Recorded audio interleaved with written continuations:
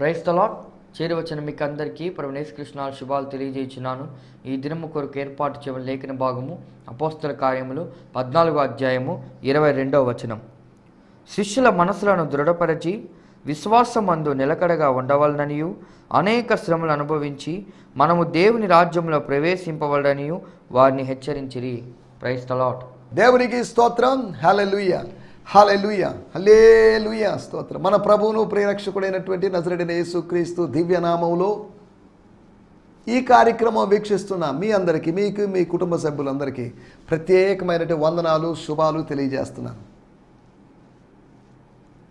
మరొక పర్యాయం అనగా మరొక ఎపిసోడ్లో మిమ్మల్ని కలుసుకొని మిమ్మల్ని ఆత్మీయంగా బలపరచడానికి, మీకు ఆత్మీయ క్షేమాభివృద్ధిని కలుగు చేయడానికి, మీకు కలుగు చేయడానికి నేను కలుగు చేసేది నేను కాదు, కలుగు చేసేది ప్రసంగికుడు కాదు, కలుగ చేసేది ఆత్మీయ అభివృద్ధి, క్షేమాభివృద్ధి కలుగు చేసేది దేవుడే, వృద్ధి కలుగు చేసేది దేవుడే, ప్రసంగికుడు కాదు, గాయకుడు కాదు.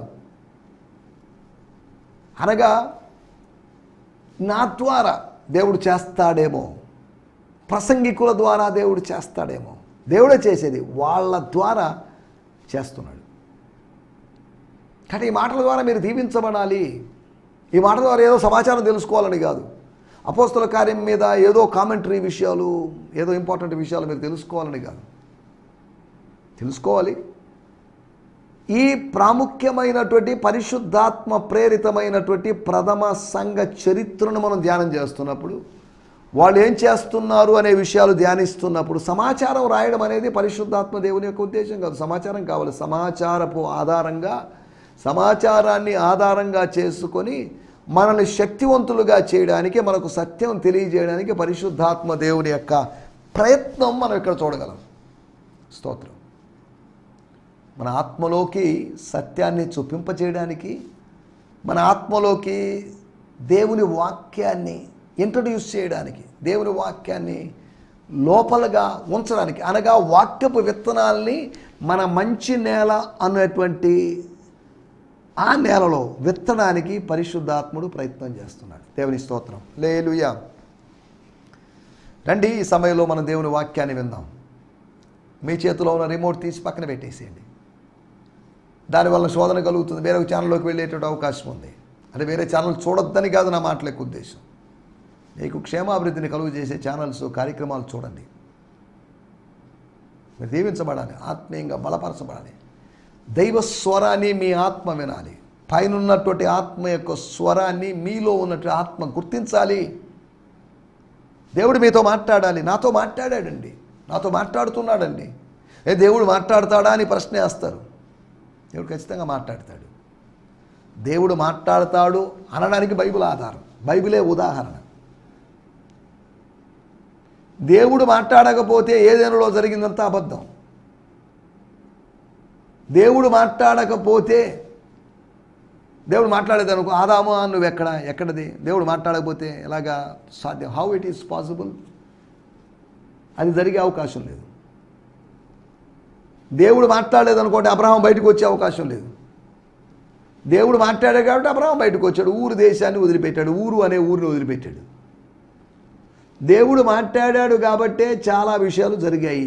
దేవుడు మాట్లాడాడు కాబట్టే 25 సంవత్సరాలు అబ్రహాం ఎదురు చూశాడు. స్తోత్రం. దేవుడు మాట్లాడలేదు అనుకోండి, భక్తుల జీవితాలు అంత బలంగా ఉండేవి కాదు. ముఖాముఖిగా ఒక స్నేహితుడితో మాట్లాడుతుంటే అతనితో మాట్లాడతాను, అలా నా తమ్ముడు మాట్లాడతాడా అని అహరోనో మిర్యామో అడిగిన ప్రశ్న కాదు. నా స్నేహితుడితో మాట్లాడి నేను అతనితో మాట్లాడతాను, అతను కూడా అలా నాతో మాట్లాడతాడు. అతడు స్నేహితుడితో మాట్లాడతాడు, ఓకే. బట్ నేను కూడా నేనే స్నేహితుడితో మాట్లాడతాను. మోషే నా స్నేహితుడు, అహరోను నా స్నేహితుడు కాదు. అహరోను నా స్నేహితుని యొక్క అన్న కావచ్చు, మిరియాము నా స్నేహితుని యొక్క అక్క కావచ్చు, కానీ నా స్నేహితుడు మోషే, నా స్నేహితుడు అబ్రహాం. యేసుప్రభు చెప్పాడు తన శిష్యులతో, మిమ్మల్ని దాసులని పిలవదలుచుకోవడం నాకు ఇష్టం లేదు. I don't want to call you as servants, I want to call you as my friends. నా స్నేహితులని నేను మిమ్మల్ని పిలుస్తాను. ఎందుకంటే I want to reveal something, I want to share some secret with you. స్తోత్రం. హల్లెలూయా. ఎందుకు చెప్తున్నానంటే దేవుడు మనతో మాట్లాడాలనుకుంటున్నాడు. He is willing to speak. మన ఆత్మతో ముచ్చటించడం, మన ఆత్మతో సంభాషించడం ఆయనకి ఎంతో ఇష్టమైన కార్యం. భక్తులతో మాట్లాడు. ఒకవేళ దేవుడు మాట్లాడడం లేదని కూడా బైబిల్ చాలా చిన్నదైపోయాడు. ఇది యెహోవా నాతో సెలవిచ్చను, యెహోవా ఇలాగూ సెలవిచ్చను, ఇది యెహోవా వాక్కు అనే మాటలన్నీ బైబిల్లో ఉండేవి కాదు. దేవుడు మాట్లాడాడు అనడానికి బైబిల్లో ఉన్న భక్తులందరూ సాక్ష్యం. భక్తులందరూ కాకపోయినా అత్యధికులైనటువంటి భక్తులు సాక్ష్యం. దావీదు దగ్గరికి వెళ్ళి చెప్పాము, దేవుడే మాట్లాడడం ఏంటంటే ఒప్పుకుంటారా దావీదు? ఎస్, మీరు చెప్పిన వేదాంతం బాగుంది, మీరు మాట్లాడిన సిద్ధాంతం బాగుంది, మీరు మాట్లాడిన ఈ థియాలజీ బాగుంది అన్నాడు. దేవుడు మాట్లాడపోడు, ఏం మాట్లాడుతున్నారండి మీరు అంటాడేమో దావీదు. రాత్రి స్వప్నమందు సొలొమోనుకు ప్రత్యక్షమయ్యాడు. దేవుడు మాట్లాడలేదు అని అతనితో చెప్తే అతను అంగీకరించడు. తనతో మాట్లాడిన దేవుడు తనతో మాట్లాడడం ఆపేసి తన ఇద్దరు కుమారుడితో అసలు మాట్లాడడం ఇష్టపడని దేవుడు బాలుడైనటువంటి ఆత్మీయంగా ఎదగనటువంటి యెహోవా ఎవరో ఎరుక్క పరిచయం చేస్తున్నటువంటి సమూయేలుతో మాట్లాడాడు అనే మాట్లాడాడు అని గ్రహించినటువంటి, నిన్నేదో ఆలాపనగా వాడు 3 సార్లు వచ్చినంత మాత్రం దేవుడు మాట్లాడాలని రూల్ ఏం లేదు కదా అని భావించలేదు, లాజిక్గా భావించలేదు. నా కుమారుడితో మాట్లాడలేదు కాబట్టి పరాయి వాడైనటువంటి బయటవాడైనటువంటి సమూయేలుతో మాట్లాడతాడని నేను నమ్మడలేదు. నాతో మాట్లాడాడు, నా కుమారుడితో మాట్లాడలేదు కాబట్టి నా ఆత్మీయ కుమారుడిగా ఎంచబడినటువంటి అతనితో సమూయేలు ఉదయాన్నే లేచాడు. ఇక్కడ బాబు నాన్న నిజం చెప్పు, యెహోవా నీకేం చెప్పాడు? యెహోవా చెప్పింది ఎంత చెప్పు, నేనేం ఫీల్ అయ్యేదంటూ ఏం లేదు, నేను బాధపడేది ఏం లేదు, ఎందుకంటే దేవుని చిత్తం నాకు తెలుసు. ఇంకా కొత్త విషయాలు ఏదైనా దేవుడు బయలుపరిచాడేమోనని, నా కుటుంబాన్ని గురించి దేవుడు ఏదైనా తెలియజేశాడు. నువ్వు నీ కుటుంబం గురించేనండి దేవుడు నాతో మాట్లాడింది అన్నట్టుగా సమూయేలు చెప్పాడు. స్తోత్రం, హల్లెలూయా. కాబట్టి దేవుడు మనతో మాట్లాడాలి. మాట్లాడలేదు, మాట్లాడే అవకాశం లేదు. దేవుడు ఎలా మాట్లాడే, దేవుడి నోరుందా, ఇలా పిచ్చి ప్రశ్నలు మాట్లాడే వాళ్ళతో మనం సమాధానం చెప్పలేము. కాబట్టి God will speak, God is speaking, God has spoken. సరే, దేవుని స్తోత్రం, హల్లెలూయా. ఈ సమయంలో రండి మనం దేవుని వాక్యాన్ని ధ్యానించుకుందాం. మన ధ్యానం నిమిత్తమై అపోస్తుల కార్యములు 14వ అధ్యాయము 22వ వచనం.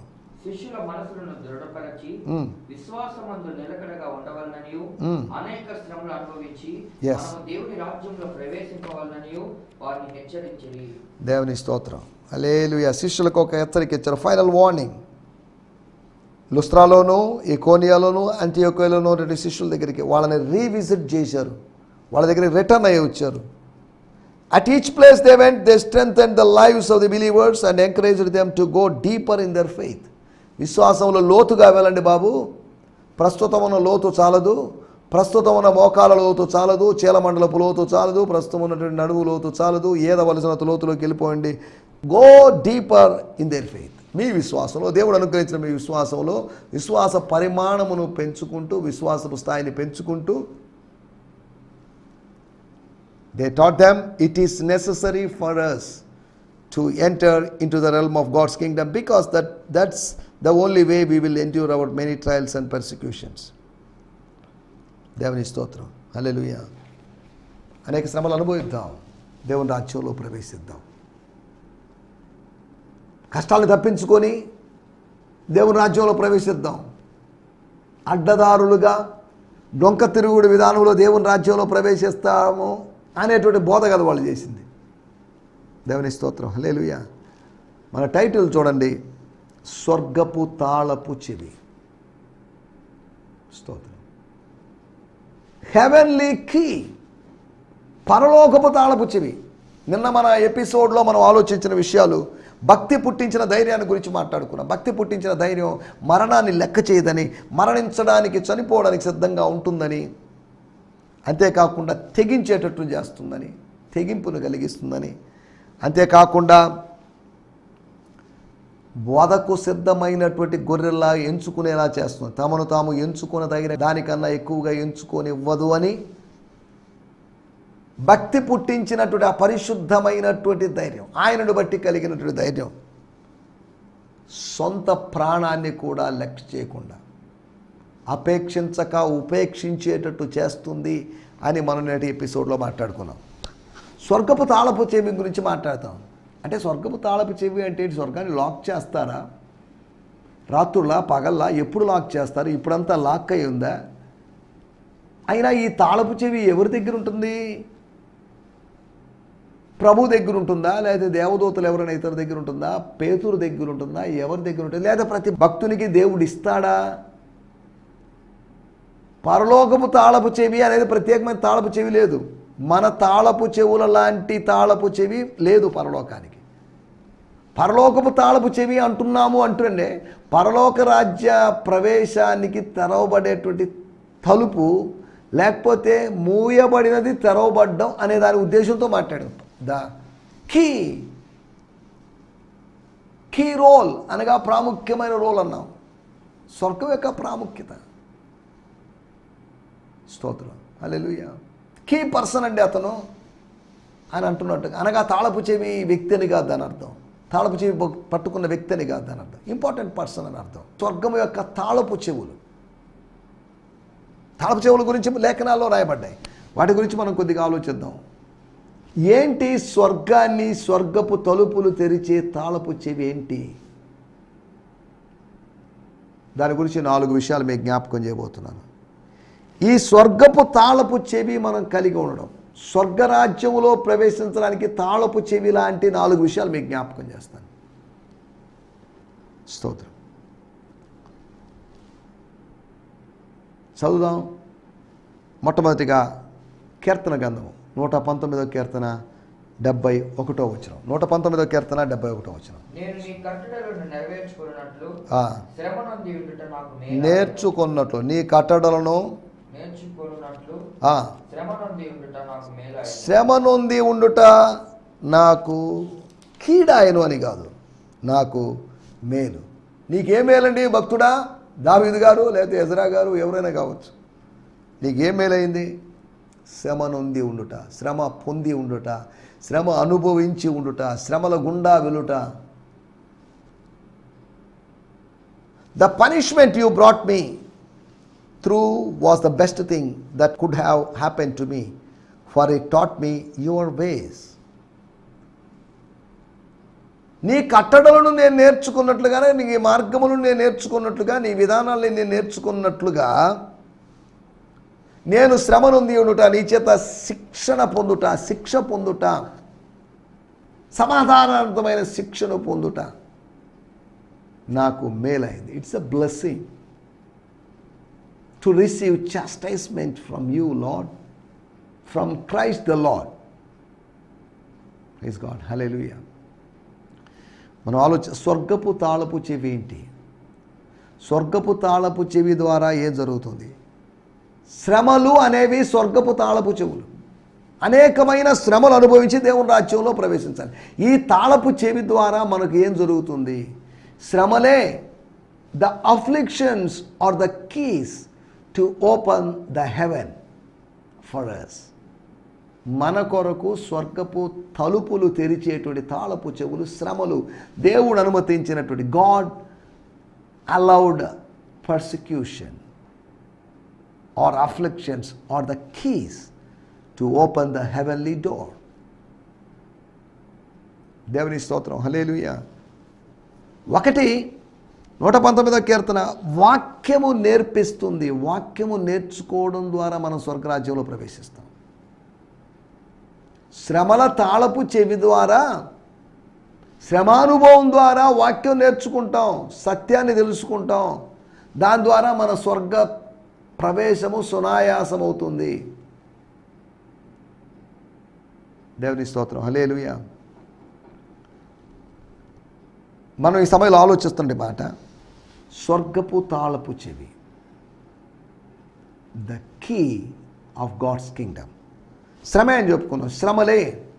ఆ శ్రమల ద్వారా మన వాక్యం నేర్చుకుంటున్నాం. బైబిల్ స్కూల్లో కదా మనం వాక్యం నేర్చుకునేది. మన వ్యక్తిగతంగా ప్రభు సన్నిధిలో కదా నేర్చుకునేది. ఎస్, ప్రభు సన్నిధిలో బైబిల్ స్కూల్లో నేర్చుకోవచ్చు, అయితే ఇంటర్నెట్లోంచి మనం నేర్చుకోవచ్చు. ఇవన్నీ కరెక్టే. కానీ దేవుడు అనుమతిస్తున్నాడు శ్రమల్ని. ఎందుకంటే మనం నేర్చుకోవాలి శాసనాల్ని. శ్రమలు మనకు శాసనాల్ని నేర్పిస్తాయి, స్వర్గ శాసనాల్ని నేర్పిస్తాయి. నేను యాత్రికుడినై నా బసలో నేను పాటలు పాడుకొనుటకు నీ కృపలే నాకు హేతువులాయను. నీ కృప నాకు హేతువులైంది, నీ కట్టడలే నాకు హేతువులైన. దేవుని యొక్క కట్టడలు, దేవుని యొక్క మాటల వలన మాటలు నేర్చుకోవడానికి శ్రమలు సహకరించాయి. దేవుని స్తోత్రం, హల్లెలూయా. స్వర్గపు తాళపు చెవి అనే దాని గురించి ఆలోచించి, వాక్యం నేర్పిస్తుంది శ్రమ. ఆ శ్రమ తాళపు చెవి తీసుకొని మనం స్వర్గానికి ప్రవేశిస్తాం. రెండో విషయాన్ని నేను మీకు జ్ఞాపకం చేస్తాను. అపోస్తుల కార్యములు 14వ అధ్యాయము 19-20 వచనాలు. అంతియోకయ నుండి ఈకోనియా నుండి యూదులు వచ్చి, ఎంతమంది వచ్చారో మనకు తెలియదు, జనసమూహంలో తమ పక్షంగా చేసుకొని అతడు చనిపోయాడు అని అనుకొని, అయితే శిష్యులు అతని చుట్టూ నిలిచి ఉండగా, సరే మనం దాన్ని చదవడం లేదు, అతడు లేచి పట్టణంలో ప్రవేశించి, శ్రమ కలిగింది, రాళ్లతో కొట్టబడ్డం, ఈడ్చుకోకపోవడం, శ్రమ కలిగింది. ఈ శ్రమ వలన అతనికి మేలైంది.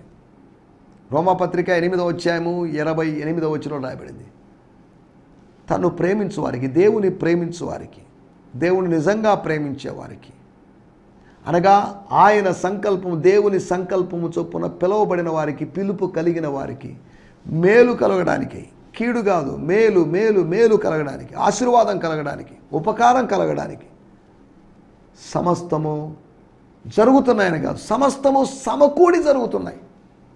మన కోసం అన్ని సమకూడుతున్నాయి. ఇశ్రాయేలు ప్రజలు ఒక సైన్యముగా మారుతున్నట్లు ఒక గడగడమైన ధ్వని వచ్చి ప్రవచన శబ్దాన్ని విన్న తర్వాత, ప్రవచనం యొక్క ఫలితంగా ఒక సైన్యముగా తయారైంది.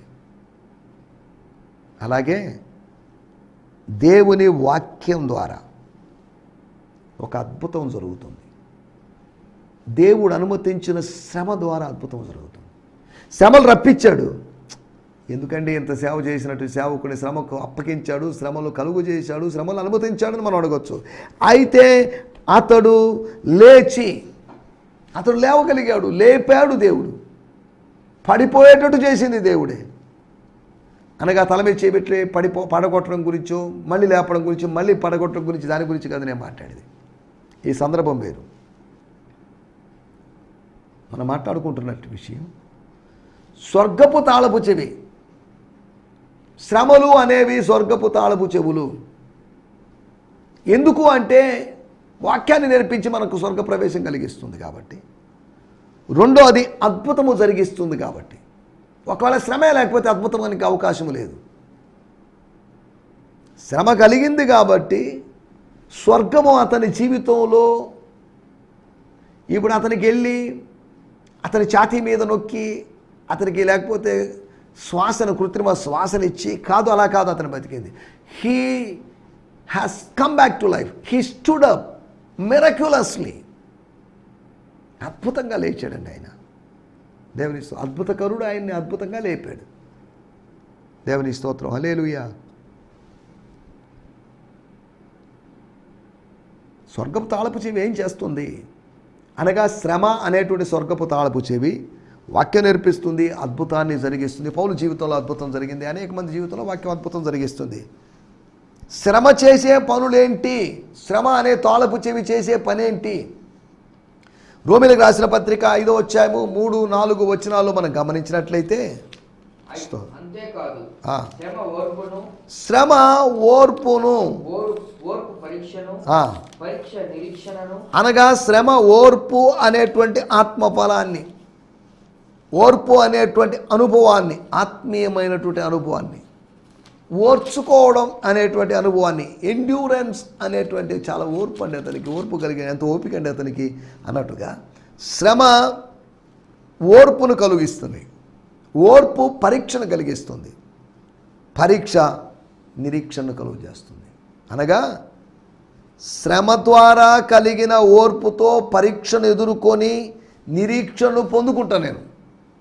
మరలా చెప్తున్నాను, శ్రమ ద్వారా ఓర్పును కలిగించుకొని ఓర్పును పొందుకొని పరీక్షను జయించి నిరీక్షణ కలిగిన వాడిని నేను ముందుకు సాగుతాను, అతిశయించగలను, శ్రమలందు అతిశయించగలను. శ్రమ ద్వారా ఓర్పు లేకపోతే, ఓర్పు ద్వారా పరీక్ష లేకపోతే, పరీక్ష ద్వారా నిరీక్షణ లేకపోతే శ్రమల్లో మనం అతిశయించే అవకాశం లేదు. స్తోత్రం, హల్లెలూయా. మూడో విషయం, ఓర్పు కలిగిస్తుంది. నేను చదువుతున్నాను దీంట్లోంచి బ్రియాన్ సిమ్మన్స్ గారి తర్జుమాలోంచి రోమిలకు రాసిన పత్రిక 5వ అధ్యాయము. But that's not at all, even in the times of trouble we have joyful confidence, knowing that our pressures will develop in a patient endurance. అనగా అవర్ ప్రెషర్స్, ట్రెషర్స్ కాదు, గ్రీకులో థ్లిప్సిస్ అనే మాటను ఉపయోగించారు, దాని అర్థం శ్రమలు. ఇక్కడ రాబడే ప్రెషర్స్ అనగా అరామిక్ తర్జుమాలో ఆ ఒత్తిళ్ళు అనేవి మనలో ఉన్నటువంటి ఆ ఓర్పును డెవలప్ చేస్తుంది, డార్మెంట్గా ఉన్నటువంటి ఎండ్యూరెన్స్ని డెవలప్ చేస్తుంది. చీకటి గదిలో ఒక ఫిలింని డెవలప్ చేసినట్లుగా చేస్తుంది. మన ఓర్పును, మన ఆత్మీయ లక్షణాల్ని, ఆ భరించేటువంటి తత్వాన్ని, ఆ దీర్ఘశాంతాన్ని, ఫోర్బియరెన్స్ని మనకు పెంచుతుంది. And patient endurance will refine our character. ఇటువంటి ఈ సహించేటువంటి, భరించేటువంటి ఈ తత్వం, సహనం మన క్యారెక్టర్ని రీఫైన్ చేస్తుందట. రీడిఫైన్ అని కాదు, రీఫైన్ చేస్తుంది, శుద్ధీకరిస్తుంది, లేకపోతే సరిచేస్తుంది. And proven character leads us back to hope. నిరూపించబడినటువంటి ఆ స్వభావం, రీఫైన్ అయినటువంటి ఆ స్వభావము లీడ్స్ బ్యాక్ టు హోప్. మనం కోల్పోయినటువంటి నిరీక్షణలోకి మనల్ని తీసుకొని వస్తుంది, నడిపిస్తుంది. తప్పిపోయిన కుమారుడు తనంతట తానుగా తండ్రి ఇంటికి వచ్చినట్లుగా శ్రమ అనుభవం, లేకపోతే ఈ పరీక్షానుభవం మనల్ని ప్రభువు దగ్గరికి నడిపిస్తుంది, ప్రభువు నందలి నిరీక్షణ దగ్గరికి నడిపిస్తుంది. అది మనం ఆలోచించాల్సిన మాట. దేవుని స్తోత్రం. పరలోకపు తాళపు చెవి బట్టి మనం వాక్యం నేర్చుకున్నాం. పరలోకపు తాళపు చెవి అయినటువంటి శ్రమను బట్టి మన జీవితంలో అద్భుతం జరుగుతుంది. మూడోది, పరలోకపు తాళపు చెవి అయినటువంటి శ్రమను బట్టి మనకు ఓర్పు పుడుతుంది, ఓర్పు కలిగించబడుతుంది. స్తోత్రం, హల్లెలూయా. నాలుగోది, 5వ అధ్యాయము 3-4 వచనాలు మనం ఇందాక చదువుకున్నాం కాబట్టి చదవాల్సిన అవసరం లేదు. స్తోత్రం. వాడుక భాషలో మనం చదువుకుందాం. రోమిలకు రాసిన పత్రిక 5వ అధ్యాయము 3-4 వచనాలు మనం అక్కడ గమనించినట్లయితే ఇందా చదువుకుందే, కాకపోతే కొద్దిగా పదాలు అవి వేరుగా ఉంటాయి అంతవరకే. బ్రియాన్ సిమ్మన్స్ గారి తర్జుమా కొద్దిగా ప్రత్యేకంగా ఉంది ఈ వచనాల విషయంలో. రోమిలకు రాసిన పత్రిక 5వ అధ్యాయము 3-4 వచనాలు. సహనము వలన, దేవుని మెప్పు వల్ల, సహనము వలన మెప్పు కలుగుతుంది. ముప్పు కాదు, మెప్పు కలుగుతుంది. బ్లెస్సింగ్ లేకపోతే ఆశీర్వాదం, లేదా ప్రశంస కలుగుతుంది, మెప్పు కలుగుతుంది, అప్రైజల్ కలుగుతుంది, వెల్డన్ అనబడే స్థితి కలుగుతుంది, మెప్పు కలుగుతుంది. ఆయన తేజస్సులో భాగం పంచుకుంటామనే నిరీక్షణ కలుగుతుంది. ఆయన తేజస్సులో అనగా ఆయన వెలుగులో, ఆయన తేజో వాసుల స్వాస్థ్యములో మనం ప్రవేశిస్తామనే నిరీక్షణ మనలో పుడుతుంది, నూతనమైన ఆశ పుడుతుంది. మూడోది, మనకు అక్కడ రాయబడింది నిరీక్షణను కలిగిస్తుంది. మన బైబిల్లో కొన్ని బైబిల్స్లో ఫుట్ నోట్లో ఇచ్చారు నిరీక్షణ అనే దగ్గర. ఏంటి నిరీక్షణ అనడానికి లేదు దాని అర్థం, గ్రీకు భాషలో ఉన్న దాని అర్థం ఏంటంటే శీలము, క్యారెక్టర్. అనగా శ్రమ మన క్యారెక్టర్ని మలుస్తుంది. దేవుని స్తోత్రం, హల్లెలూయా. శ్రమ మన క్యారెక్టర్ని మారుస్తుంది, మలుస్తుంది, దైవికంగా మౌల్డ్ చేస్తుంది. దేవుని స్తోత్రం, హల్లెలూయా. మరి ఇక్కడ ఆలోచిస్తున్న విషయాలు, స్వర్గపు తాళపు చెవి మన దగ్గర ఉంటే, అనగా శ్రమానుభవం మన దగ్గర ఉంటే, మన జీవితంలో జరిగేటువంటి 4 పనులు. ఒకటి, సత్యవాక్యాన్ని నేర్పిస్తుంది. రెండవది, స్వర్గపు అద్భుతాన్ని జరిగిస్తుంది. మూడోది స్వర్గపు స్వభావాన్ని కలిగిస్తుంది. అదే నిరీక్షణ మనలో పుట్టిస్తుంది. నిరీక్షణ లేదా ఓర్పు ఆత్మఫలాన్ని మనలో పుట్టిస్తుంది. మన ఆంతర్యములో ఆత్మఫలాన్ని అభివృద్ధి చేస్తుంది. శ్రమ ఉంటే అభివృద్ధి అయింది, లేకపోతే అభివృద్ధి కాదు. ఎంతగా అణిచివేయబడ్డారో అంతగా దేవుని బిడ్డలు ఎదిగారు. ఎంతగా స్ప్రింగ్ను ఒత్తుతామో అంత బలంగా అది పైకి ఎగురుతుంది.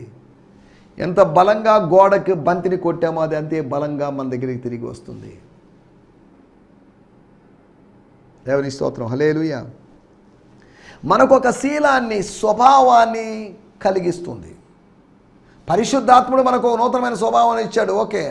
కానీ ఆ నూతనమైన స్వభావంతో మనం కంటిన్యూ అవుతున్నప్పుడు, దాన్ని రిన్యూ చేసుకున్నప్పుడు శ్రమ ద్వారా మనకు శీలము కలిగించబడుతుంది. దేవుని స్తోత్రం, హల్లెలూయా. కాబట్టి శ్రమలు ఆశీర్వాదకరం. శ్రమలలో దాగి ఉన్న సిరులు ఉన్నాయి. ఆశీర్వాదాన్ని ఇచ్చేటువంటి శ్రమలవి. మనం సంహరించడానికి వచ్చిన శ్రమలు కాదవి. మనల్ని స్వర్గీయ క్షేమాభివృద్ధిలోకి నడిపించేటువంటి శ్రమలవి. దేవుడు అనుమతించిన శ్రమల ద్వారా మనకు ఆశీర్వాదమే. మనం కోరి తెచ్చుకున్న శ్రమల వలన దాని వలన అర్థాలు ఉన్నాయి. అది ఆశీర్వాదకరం కాదు. అది మనం విత్తిన దాన్ని కోసుకోవడం లాంటిది. దేవుని స్తోత్రం, హల్లెలూయా. నా మాటలు నేను ఇక్కడ ముగిస్తున్నాను.